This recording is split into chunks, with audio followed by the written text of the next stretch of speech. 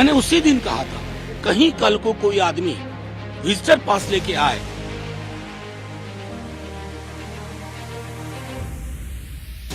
वो मुसलमान है।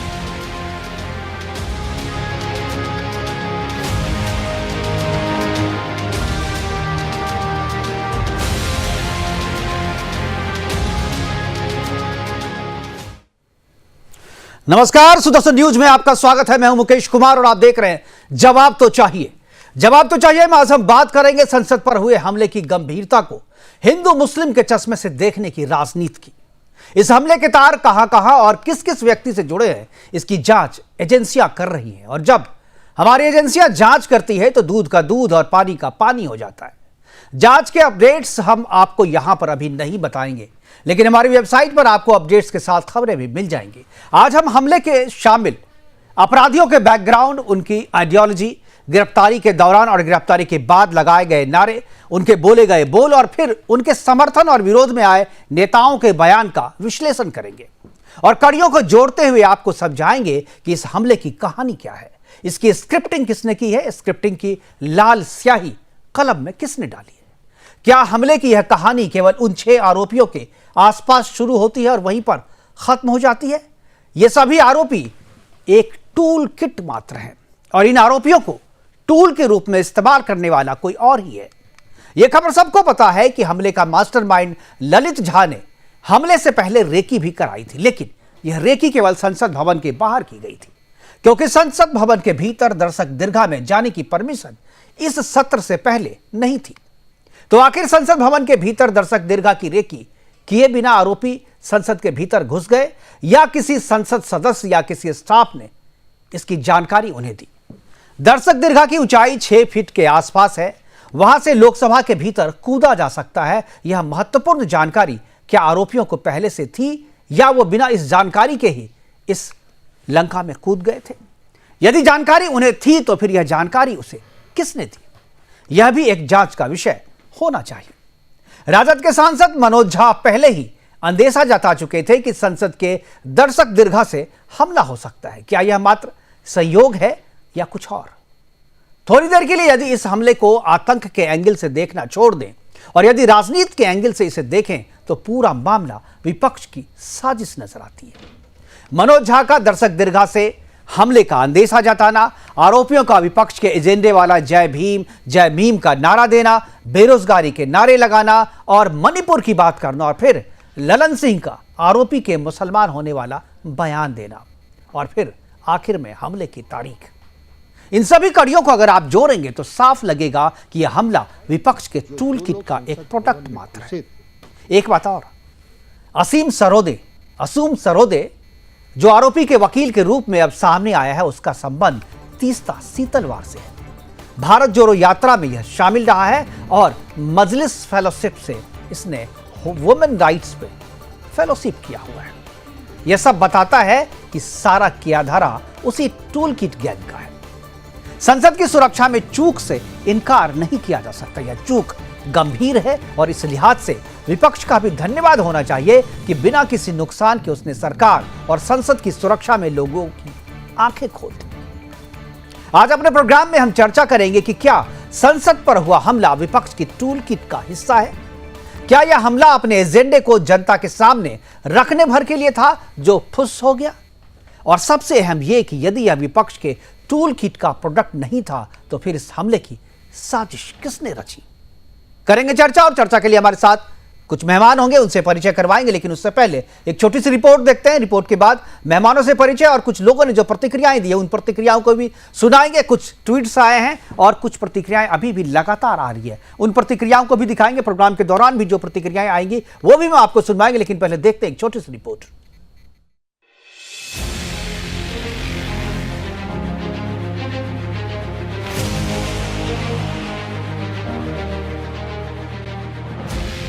संसद भवन की सुरक्षा में सेंध लगाने वाले आरोपियों की गिरफ्तारी के बाद मामला धर्म पर मुड़ता हुआ दिख रहा है। बिहार में सत्ताधारी जदयू के अध्यक्ष और लोकसभा सांसद ललन सिंह ने संसद में सेंधमारी पर बीजेपी को यह कहकर घेरने में लग गए कि अगर आरोपी मुसलमान होता तो बीजेपी देश और दुनिया में तूफान मचा देती। जरा ललन सिंह का ये बयान सुनिए कि कल भगवान का शुक्र है कि कल जो 2 लोग संसद भवन में घुसे थे वो मुसलमान नहीं। अगर भूल से भी वो अगर मुसलमान होते तो आज देखते इन लोगों का पूरे देश में पूरी दुनिया में क्या तूफान ये लोग मचाते। उसी के नाम पर ये लोग पूरा देश में धार्मिक उन्माद फैलाते। सुना आपने कैसे आतंकवाद को ललन सिंह ने धर्म के साथ जोड़ दिया, और तो और बीजेपी द्वारा धार्मिक उन्माद फैलाने की बात भी कही गई। अब ललन सिंह के इस बयान पर तो बीजेपी का रिएक्शन आना ही था। बीजेपी के फायर ब्रांड नेता गिरिराज सिंह ने भी मामले पर विपक्ष पर जमकर हमला बोला। गिरिराज सिंह ने साफ तौर पर कहा कि विपक्षी नेताओं के अंदर जिन्ना का जिन्न घुस चुका है, इसलिए वो सभी लोग आतंकवादियों में भी हिंदू मुसलमान ढूंढ रहे हैं।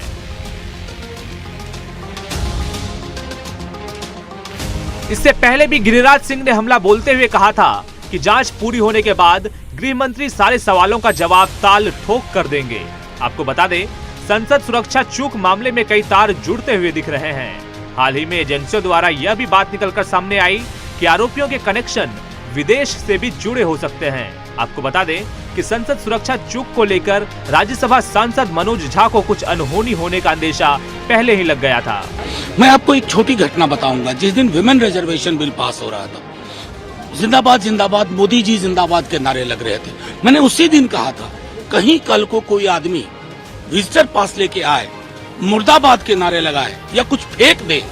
आज वही हो गया ना। तो सिक्योरिटी को लेकर के जो एक कॉम्प्रिहेंसिव नजरिया होना चाहिए, पीस मील नहीं, वो उस नजरिए का अभाव है। और ये बिल्डिंग खास तौर पे, क्योंकि मैं 5 बरस इस बिल्डिंग में रहा हूँ, ये बिल्डिंग मुझे वल्नरेबल दिखती है सिक्योरिटी के लिहाज से। ताजा मामले पर कांग्रेस सांसद औजला ने भी एक टीवी डिबेट शो में ये बयान दिया था कि अगर हमलावर मुस्लिम होता तो न जाने क्या क्या हो गया होता। ऐसे में सवाल ये उठता है कि आतंकवाद के नाम पर कब तक विपक्ष राजनीति की रोटियां सेकती रहेगी।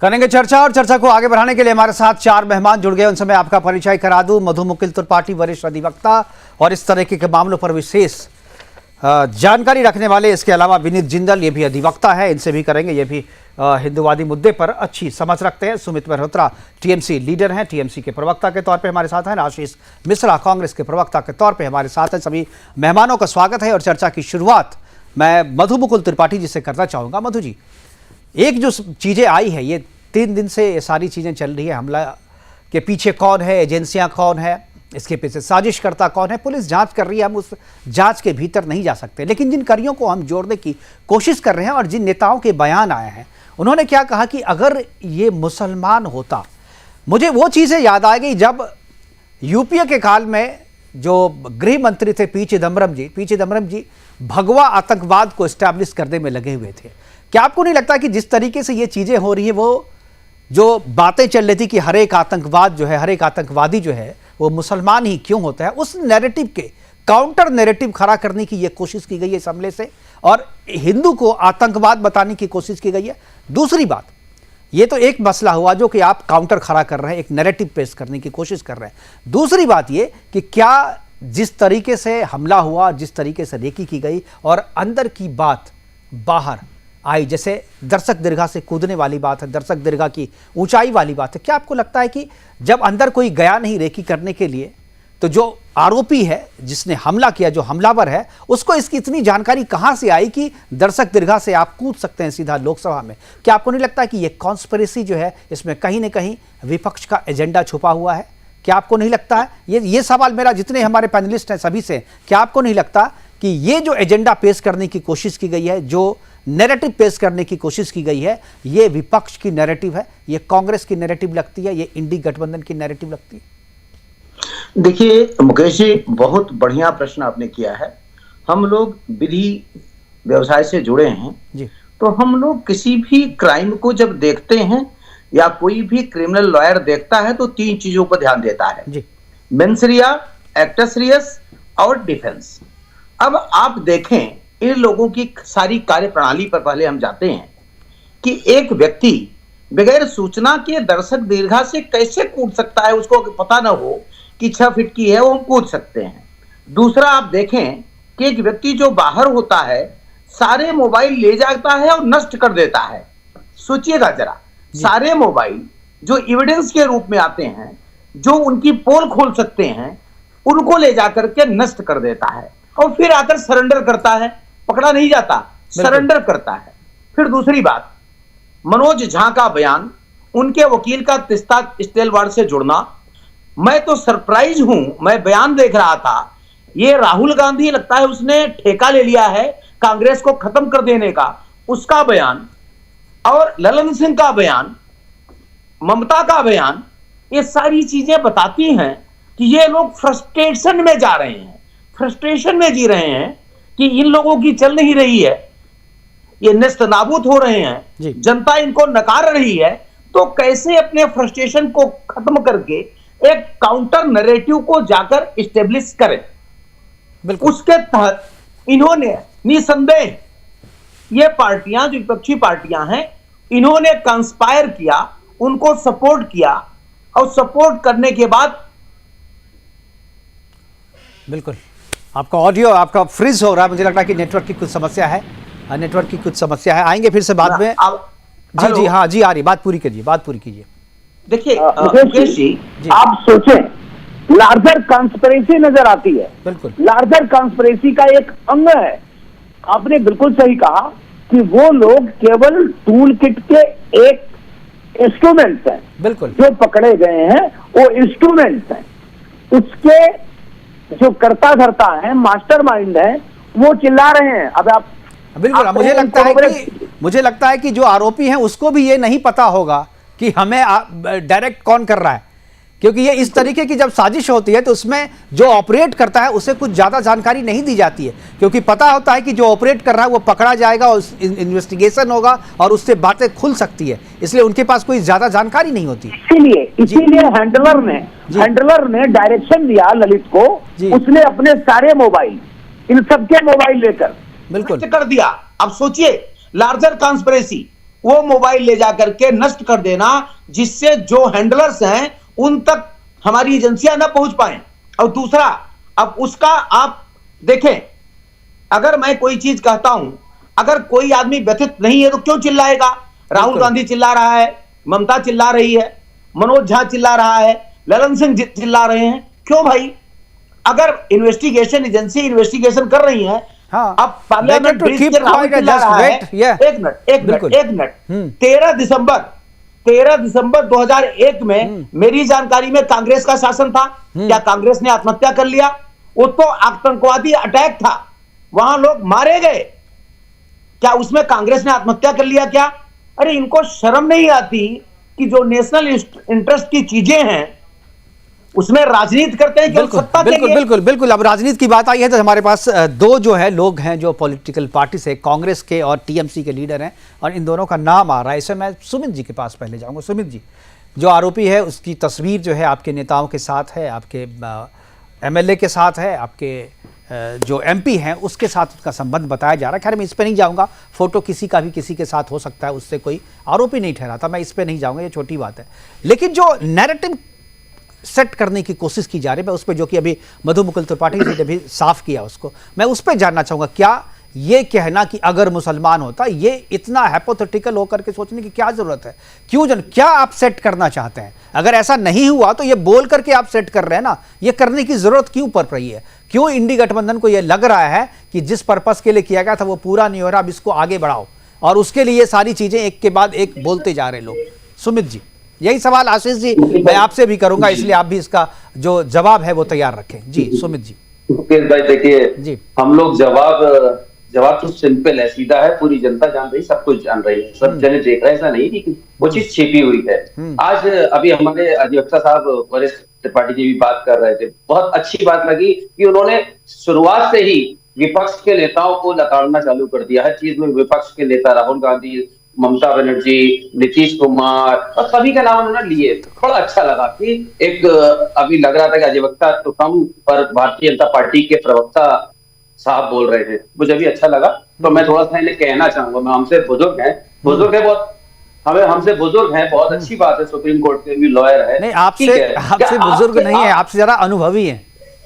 अब ये कहें ज्यादा अच्छा बुजुर्ग है, अनुभव, अरे अनुभव भी है, बहुत सारी चीजें हैं। मैं तुझे कह रहा हूँ कि कम से कम अगर आपको था तो आप एक भाजपा के प्रवक्ता के तौर पे आपने सबको लताड़ दिया, सबको कह दिया कि हाँ ये लोग करा रहे हैं। वो भाजपा के प्रवक्ता नहीं है, वरिष्ठ अधिवक्ता है। मैंने शुरू में कहा था, आप शायद सुने नहीं है, आपने सुना नहीं। मैंने सुना, मुझे भी मालूम है, मुझे भी मालूम है कि अधिवक्ता हैं, प्रवक्ता नहीं। पर मैं तो खुद कह रहा हूं कि जिस तरीके से कह रहे थे, बोल रहे थे, तो लग तो ये रहा था कि भाजपा के प्रवक्ता साहब बोल रहे थे। बहुत अच्छा लगा, हमें अच्छी बात है सर, कोई नहीं, आपको प्रणाम करता हूँ। बहुत अच्छा लगा कि आप विपक्ष के नेताओं को सर जवाब दीजिए ना, जवाब दीजिए ना सर, प्लीज प्लीज जवाब। अच्छा लगा। पर आज मुझे बताइए मुकेश भाई, देश की चाबी किसके हाथ हो गई है?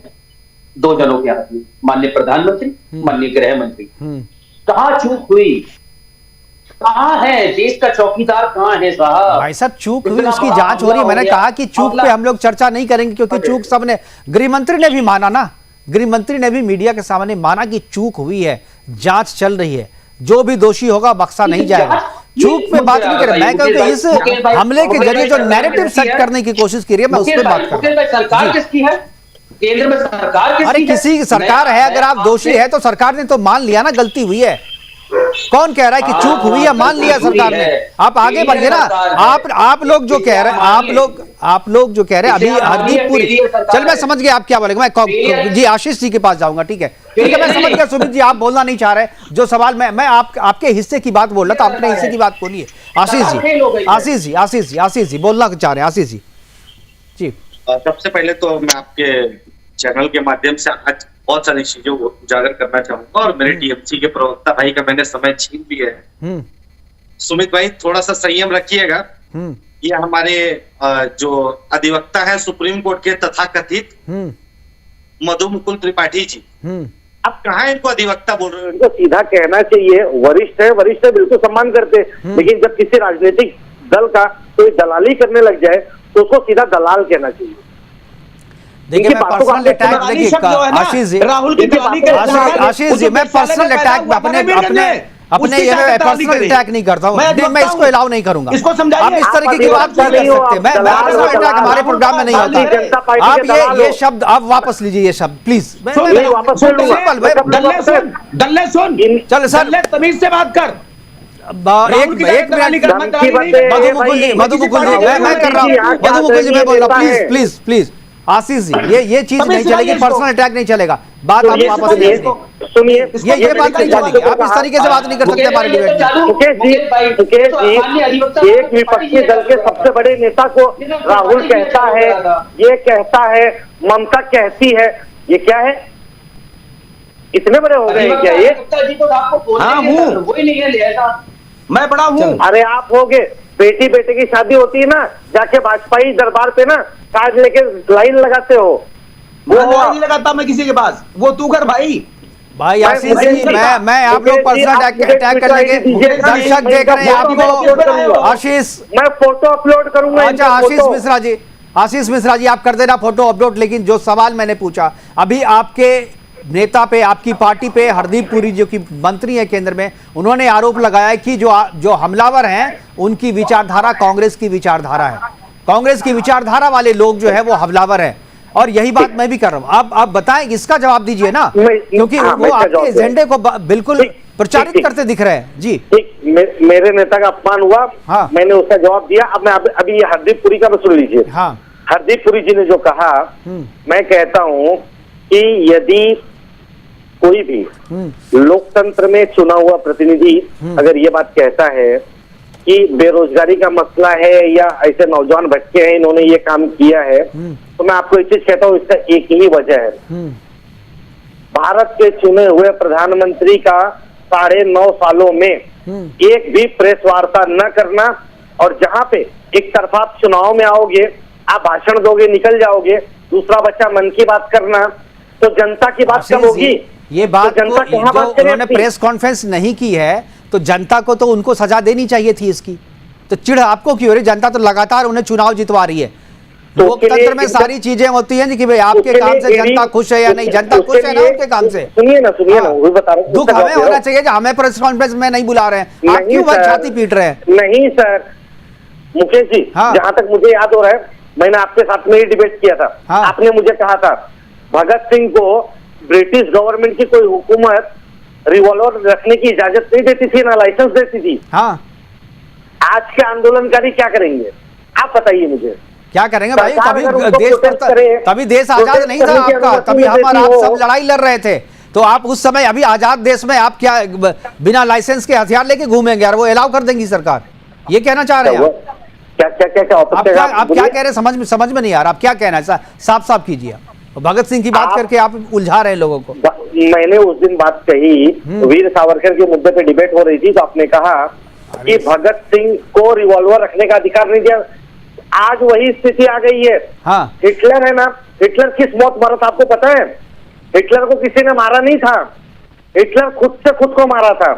और आने वाले समय में नरेंद्र मोदी जी को ना, नरेंद्र मोदी जी का शिकार कोई नहीं करने वाला है। नरेंद्र मोदी जी की विचारधारा, चिंतित मत होइए, आप अपने नेता और अपनी पार्टी की चिंता कीजिए। सिमटते जा रहे हैं हाशिए पे आप दूसरे की चिंता मत कीजिए। एक के बाद एक सारे राज्य आपसे छीनते जा रहे हैं, अपनी चिंता कीजिए ना। और जो सवाल मैं पूछ रहा हूँ उसका जवाब दीजिए। आपकी विचारधारा के लोग थे हमला करने वाले, ये आरोप लग रहा है, आप इसका जवाब दीजिए ना। सभी नेता ताकत के साथ खड़े हैं और भारतीय जनता पार्टी खड़े हैं, समझ ले। और अपनी ताकत का इस्तेमाल इस तरीके से संसद में व्यक्ति को घुसवा के कर रहे हैं, आरोपी ज्यादा लाई है तो इतना भी समझ ले, 10 लाख वोट हमने ज्यादा लाए हैं। और ये भी देख ले कि जैसे कलेक्टर जैसे डीएम जाके बैलेट पेपर पहले खोल रहे थे ना, ये वायरल हुआ था कि नहीं हुआ था? हाँ, तेलंगाना में भी खोल रहे थे, तेलंगाना में भी खोल रहे थे। चलिए ठीक है, मैं विनीत जी के पास जाऊंगा। मैं समझ आ रहा है आशीष जी थोड़ा सा पीछे हो जाइएगा तो आपका पूरा चेहरा दिखेगा। आप जोश में एकदम कैमरा में घुसते जा रहे हैं। नहीं, आपका फ्रेम थोड़ा सही हो रहा है, पूरी होश की बात है। आप संयम रखिए, मीडिया के साथियों से निवेदन है जरा सा ना आप लोग भी संयम रखिए। हम लोग तो संयम से ही है, हम लोग तो संयम से ही, जहाँ जरूरत पड़ती है वहाँ सरकार की आलोचना भी करते हैं। और अभी मैं कह रहा हूँ कि भाई सुरक्षा में चूक है, कल भी मैंने कहा था और गृह मंत्री जी के कहने से पहले कहा था कि सुरक्षा में चूक है। चलिए ठीक है, चलिए विनीत जिंदल जी के पास जाते हैं। विनीत जी, आप क्या कहेंगे? क्या आपको लगता है कि ये एक नैरेटिव, काउंटर नैरेटिव सेट करने की कोशिश की गई है इस हमले के जरिए, और जो हमलावर हैं उनकी विचारधारा जो है वो इंडी गठबंधन के नेताओं के विचारधारा से या इंडी गठबंधन की विचारधारा से मिलती है? इसलिए मुझे ये लग रहा है कि ये पॉलिटिकली उनको डाला गया, कोई नुकसान नहीं हुआ, लेकिन एक मैसेज देने की कोशिश की गई है और ये सारी चीजें नैरेटिव सेट करने के लिए है। क्या कहेंगे आप? जी देखिए मुकेश भाई, ये चीज समझने वाली है कि किस तरह से अभी जो कांग्रेस के प्रवक्ता है किस तरह से डिफेंड कर रहे हैं। तो मुझे लगता है कि ये सब चीजें बोलने की जरूरत नहीं है। उनके राहुल गांधी जी को, टीएमसी की ममता बनर्जी जी को, ममता और राहुल गांधी बोलने पर उनको इतना गुस्सा आया कि उन्होंने ये कह दिया कि हिटलर अपनी मौत मरा था और मोदी अपनी मौत मर जाएंगे। तो इस तरह की बात करना तो पता चलता है कि कितना फ्रस्ट्रेशन अंदर है। और राजनीति और सत्ता में, जब राजनीति में रहते हुए आदमी सत्ता से दूर होता है और सिमटता जाता है, उसका कारण यही है।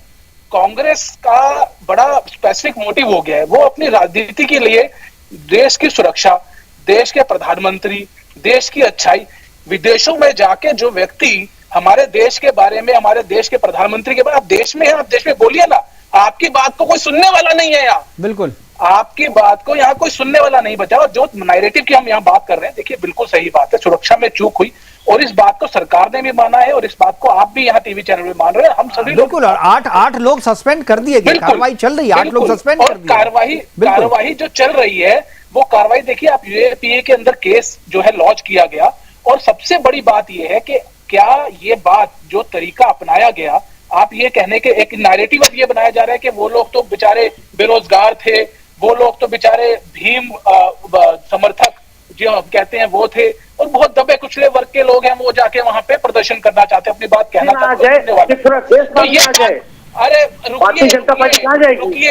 रुकिए, आपसे ज्यादा तेज और जोर से बोल सकता हूँ। पूरा देश, अगर पूरा देश है ना, अधिवक्ता महोदय जी, विनीत जी मैं सम्मान कर रहा हूँ आपका। आशीष जी मैं आ जाऊंगा आपके पास, आशीष जी मैं पूरा टाइम दूंगा। समझने की जरूरत है। आशीष जी, चार लोगों ने ऐसा बताइए, आप प्लीज इंटरफेयर मत कीजिए। आशीष जी प्लीज बीच में मत बोलिए, मैं आ जाऊंगा आपके पास, आपको समय दूंगा मैं। जी विनीत जी, कांग्रेस के प्रवक्ता को इस तरह से नहीं बोलना चाहिए जिस तरह से उन्होंने हमारे बुजुर्ग और अधिवक्ता साहब को इस तरीके की बात बोल रहे हैं, सहन योग्य नहीं है। आप बार बार मधु मुकुल त्रिपाठी जी को बुजुर्ग कर रहे हैं, मुझे बुरा लग रहा है। वो सबसे युवा है यहाँ आप लोगों के, हमारे मुझे बुरा लग रहा है। बिल्कुल, ऐसे लोगों को देख के जोश आता है। ठीक है, और आप लोगों और देखिए मैं सिर्फ अभी जो हमारा पॉइंट है मैं उस पर वापस आना चाहूंगा, क्योंकि बहुत जरूरी है। राजनीतिक बातें करना यहाँ पे इम्पोर्टेंट नहीं है। इम्पोर्टेंट ये है कि जब देश की सुरक्षा की बात हो या देश के अंदर जिस तरह से इस तरीके के नैरेटिव, आप ये रास्ता जिस तरीके से वो लोग वहां दाखिल हुए, जिस तरह से ये जो पटाखे रंग बिरंगे चलाने के लिए उनको वहां प्रोवाइड हुए, मुझे क्यों लग रहा है विनीत जी, मैं टीएमसी के भाई हमारे साथ हैं, सुमित जी, आशीष जी, मधु जी और आप विनीत जी, मैं सबको ये कह रहे, देखिए जब वो नीलम को ले जा रही थी पुलिस पकड़ करके, वो क्या करें? अगर वो सही में बेरोजगार है तो नौकरी मांगेगी ना। मैं बेरोजगार हूं, तो वो साथ में क्या कह रही है कि मणिपुर की महिलाओं को न्याय दो, जय भीम जय मीम के नारे लगा रही है। बेरोजगार हैं हम किसी संगठन से जुड़े हैं भाई साहब? आप संगठन से नहीं जुड़े हैं कि जुड़े हैं, वो तो आप पकड़ में आके पुलिस पता कर लेगी। तो आप अगर बेरोजगार हैं तो केवल नौकरी की बात करेंगे ना। देश को संविधान दिया, ये नारा लगाना गुनाह हो गया? नहीं, संविधान दिया उसकी बात मैं नहीं कह रहा, मैं कह रहा हूँ कि लेकिन किसी के कहने पे आप आशीष जी मैं आपकी बात पे आ रहा हूँ। आप नारे लगाइए, नारे लगाने में कोई दिक्कत नहीं है, लेकिन आप जो कह रहे हैं कि मैं संगठन का नहीं हूँ, और उसके बाद कह रहे हैं जय भीम जय मीम, और उसके बाद कह रहे हैं मणिपुर की महिलाओं को आप न्याय दीजिए। अरे आप अगर बेरोजगार हैं, किसी संगठन से नहीं जुड़े हैं, आपको सिर्फ नौकरी चाहिए तो सिर्फ नौकरी मांगिए ना। आप कांग्रेस और इंडी गठबंधन के एजेंडे को क्यों वहां पर ठूस रहे हैं? इंडी क्या होता है? ये इंडी क्या होता है? इंडी गठबंधन, अरे इंडी गठबंधन अलायंस बोल रहा हूं, इंडी अलायंस। इंडिया से आपको नफरत है? नहीं, इंडी अलायंस में ए अलायंस के लिए ही है ना, मैं इंडी बोल रहा हूँ, अलायंस बोल रहा हूँ। अरे आपको क्या, मैं आप ही की बात तो कर रहा हूँ। इंडी अलायंस है वो, अरे वो इंडी अलायंस है, उसी अलायंस का ए आप जोड़िएगा तो इंडिया हो जाएगा। इंडिया कहने में आपको दिक्कत क्या है? मैं इंडिया कहूंगा तो अलायंस नहीं बोल सकते हैं ना हम। मैं इंडिया बोल के कैसे प्रयास करूंगा? मैं इंडी अलायंस बोल रहा हूँ। अरे आपके अपने नेता से पूछिए, यही नाम है उसका, आपको क्यों दिक्कत हो रही है? आपको पता ही नहीं है, उसका इंडी अलायंस नाम है, इंडिया नाम नहीं है। जब इंडिया अलायंस पूरा लिखते हैं तो इंडिया लिखते हैं, उसको इंडी अलायंस ही कहते हैं। आप जाके पूछिए राहुल गांधी जी से, जाके पूछ लीजिए उनसे। गजब बात कर रहे हैं आशीष जी, अपनी पार्टी अपने गठबंधन का नाम नहीं पूरे से याद है आपको। इंडी अलायंस है वो, और अलायंस का ए जो है ना वो जुड़ता है तो इंडिया होता है। चलिए मैं उस पर नहीं जाऊंगा, आप कहिएगा मैं इंडिया कहता हूं, कोई दिक्कत नहीं मुझे, कोई दिक्कत नहीं। इंडी अलायंस है वो, लेकिन आप पूछ लीजिएगा नेताओं से अपने। मैं कह रहा हूं कि आपके जो आरोपी ने जिस तरीके के नारे लगाए हैं, कि आपको नहीं लगता कि वो पॉलिटिकल नारे थे? और जिस तरीके से आप लोग उसको डिफेंड कर रहे हैं, और बार बार आप लोगों के नेता, इंडी गठबंधन के नेता जो कह रहे हैं कि अगर मुसलमान होता, भाई अगर मुसलमान होता तो क्या होता? वो आप लोग कर रहे हैं ना हिंदू मुसलमान, क्यों इसको हिंदू मुसलमान के चश्मे से देख रहे हैं आप लोग? आशीष जी, हिंदू मुसलमान के चश्मे से देखने की क्या जरूरत है इस हमले को? ये कौन कर रहा है हिंदू मुसलमान, और क्यों कर रहा है? सुमित जी। ये मुकेश भाई, हिंदू और मुसलमान की स्टार्टिंग तो माननीय मोदी जी, माननीय गृह मंत्री अभी कुछ समय पहले कब किया भाई? मैं इसकी बात करें ना, पुरानी बात छोड़ दीजिए। और देखिए आधे घंटे का समय होता है, उससे पुरानी बात करेंगे, अभी की बात करें ना। अच्छा मुकेश भाई, एक बात ये चीज समझ में नहीं आती, अगर हम जहां माननीय मोदी जी और गृह मंत्री जी के लेकर के अगर बात करते हैं तो आपको ऐसा क्यों लगने लगता है? आप उनके ऊपर बात मत करिए, आप इनके ऊपर मैं गलत बात करेंगे ना। आप, मैं कह रहा हूं समय देखो, आपके ऊपर कोई कार्रवाई नहीं होगी, सीबीआई ईडी की कोई कार्रवाई नहीं होगी, आप बेधड़क हैं। मैं अगर करप्शन करूंगा तो मुझ पे होगी भाई साहब, और मेरे पे भी एफआईआर हुआ है भाई साहब। आप क्यों कह रहे हैं? हम लोग नहीं कहते, हम लोग पे भी एफआईआर होता है।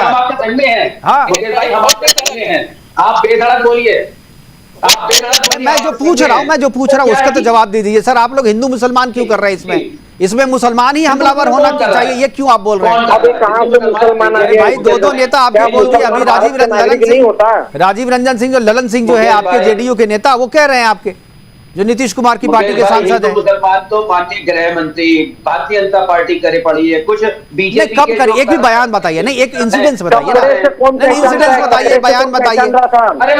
प्रधानमंत्री तो ऐसे हैं जो कपड़े से पहचान लेते हैं। मुसलमान व्यक्ति होते, सारे के सारे हिंदू नहीं होते, मुसलमान होते, तो आज भारतीय जनता पार्टी सर पीट रोती और भाई साहब ये तो वही हुआ। आप लोग नहीं, अगर मैं राजा होता तो मैं ये कर लेता, हम लोग पढ़ते थे और लेख लिखते थे, ये क्या अगर मेरे पंख होते तो मैं उड़ने लगता, ये सब इस तरीके से बातें थोड़ी होती है। तथ्य पे बात करें, जो हुआ है उसमें नहीं है ना मुसलमान। आप लोगों को याद क्यों दिलवा रहे हैं, आप लोगों को क्यों याद दिलवा रहे हैं, क्यों मुसलमान चाहिए आपको? नहीं क्यों मुसलमान चाहिए आपको भाई, क्या जरूरत है बात करने की? जब नहीं है तो नहीं है, जब होता तो बात करते हैं।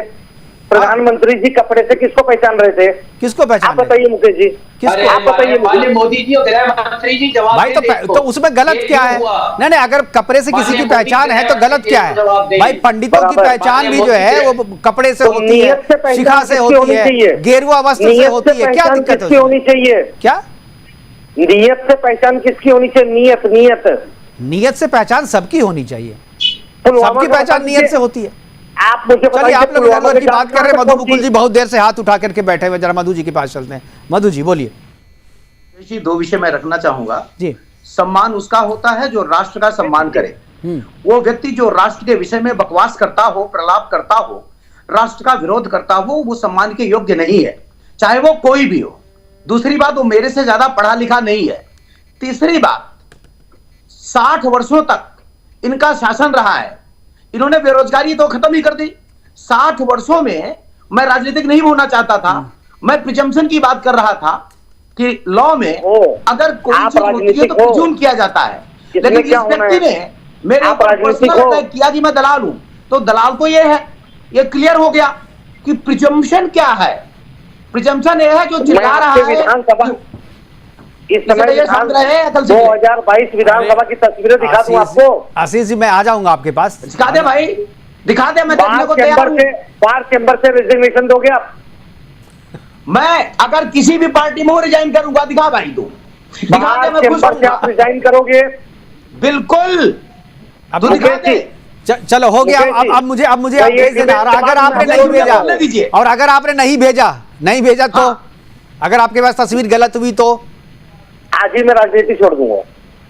चलो अभी चलो ठीक है, नेशनल मीडिया पे चलो ठीक है। अब आप लोग पर्सनल बातें से आगे बढ़े। पर्सनल बात देखिए, आपके पर्सनल लड़ाई के लिए ये प्लेटफॉर्म नहीं है। प्लीज मुकेश जी, प्रिजम्पशन क्या है? जी, जब कोई पकड़ा जाता है क्रिमिनल, अगर 4 लोग उसको डिफेंड करने लगते हैं तो प्रिज्यूम किया जाता है कि वो कंस्पायर हैं। 120B में माना जाता है कि वो लोग जो डिफेंड कर रहे हैं, जो बचाव का प्रयास कर रहे हैं, वो भी 120B में अपराधी हैं। तो लार्जर कॉन्स्पिरेसी है इसमें, और नैरेटिव सेट किया जा रहा है, ये मानना पड़ेगा। बिल्कुल मुकेश जी, जिसके सिफारिश पे वो बंदा अंदर गया था, हाँ, वो बीजेपी का सांसद था। वो किस में आता है? वो बीजेपी का सांसद था, बोल तो रहा हूँ। वो किस में आता है? यही तो आएगा महोदय कि अगर वो अगर बीजेपी वाले की अगर वो कांग्रेस का होता, बोलिए कि अगर वो कांग्रेस का होता तब तो आप माथा पीटने लगते। यही तो है, यही तो नैरेटिव है। बचाव कभी नहीं करते, बिल्कुल बचाव नहीं करते। आशीष भाई 1 मिनट। ठीक है, विनीत जी कुछ बोल रहे हैं। विनीत जी बोल रहे हैं। जी विनीत जी। हाँ, इस पूरी बहस में जो मेन मुद्दा था वो शायद कहीं ना कहीं डाइवर्ट हुआ। मैं सिर्फ इतना कहना चाहूंगा कि देखिए, ये पूरा मामला जो है वो सिक्योरिटी से जुड़ा हुआ है, वो कॉन्स्पिरेसी से जुड़ा हुआ है, और उसकी इन्वेस्टिगेशन सरकार ने ये नहीं कहा कि चाहे कोई पास कहाँ से इशू हुआ, उसकी इन्वेस्टिगेशन नहीं होगी, कैसे होगी, क्यों नहीं होगी। यूपीए का केस बना है, 120 में जो इन्वॉल्व है सबको सजा मिलेगी, इसमें कोई संशय नहीं है। बिल्कुल, कोई ऐसी सरकार नहीं है जो किसी को बख्शने वाली है।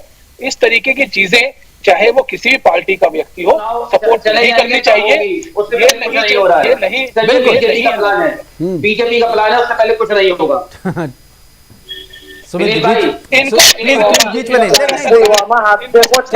हमारे पास देखिए, मुझे एक बात बताइए, उस पर जांच बैठी कि नहीं बैठी और किसको सजा मिली? मानिए आप मानिए विनीत भाई, मानिए बीजेपी का प्लान है, ये बीजेपी का प्लान है। पुलवामा तो क्यों, अच्छा पर्पस बताइए तब, बीजेपी क्यों करेगी ऐसा, बीजेपी क्यों करेगी ये भी बताइए। त्रिपाठी जी बता रहे, त्रिपाठी जी हंस रहे हैं।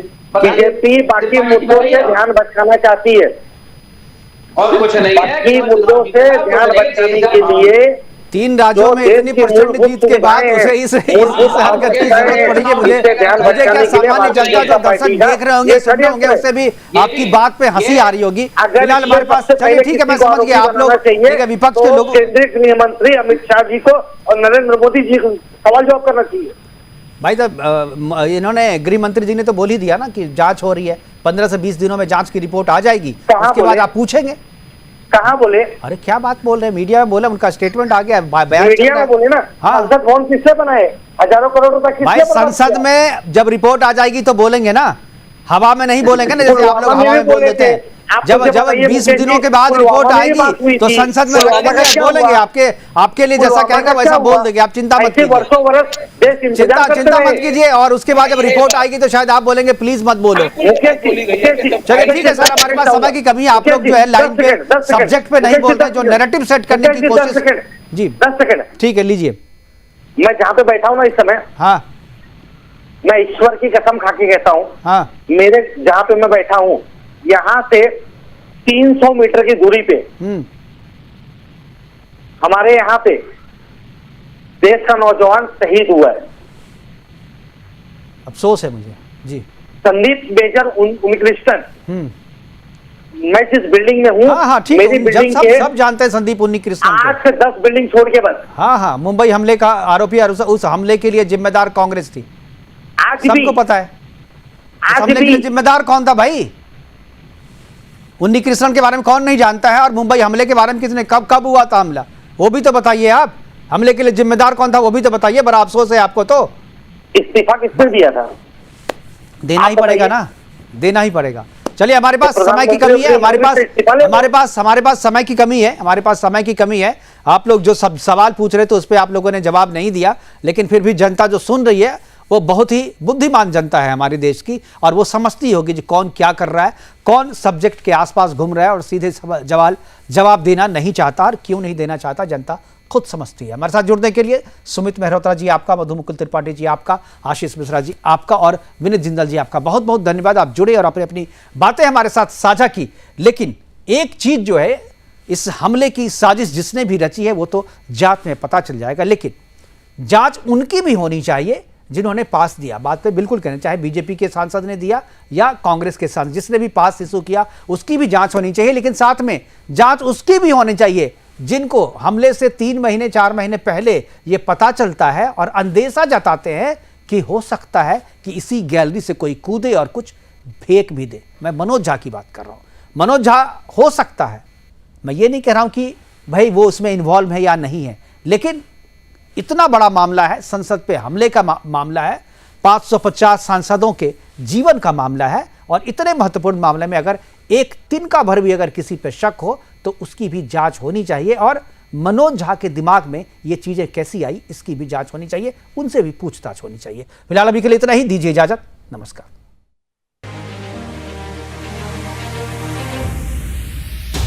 वो मुसलमान है,